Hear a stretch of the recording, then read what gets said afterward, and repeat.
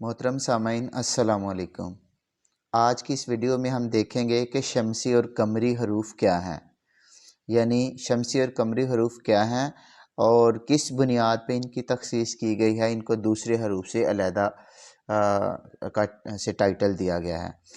تو دیکھتے ہیں شمسی حروف۔ عربی میں ایسے حروف جن کے شروع میں الف لام آتا ہے، یعنی لکھا جاتا ہے لیکن پڑھا نہیں جاتا، تو ایسے حروف کو شمسی حروف کہتے ہیں۔ اس کی مثال اگر دیکھیں تو الشمس، النجم، تو الشمس کے شروع میں الف لام لکھا ہوا ہے لیکن پڑھا نہیں جا رہا۔ اسی طرح النجم کے شروع میں الف لام لکھا ہے لیکن پڑھا نہیں جا رہا۔ اس کی ایک اور مثال الندوہ، تو الندوہ کے شروع میں الف لام لکھا ہے لیکن پڑھا نہیں جا رہا۔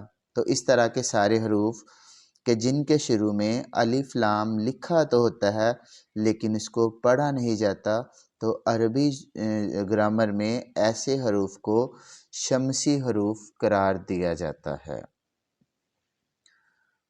قمری حروف۔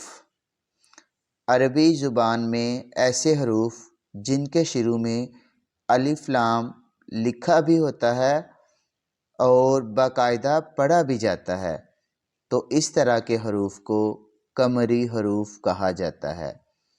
اس کی مثال ہے القمر، البیان، المنیر۔ القمر میں دیکھیں الف لام لکھا بھی ہے اور پڑھا بھی جا رہا ہے۔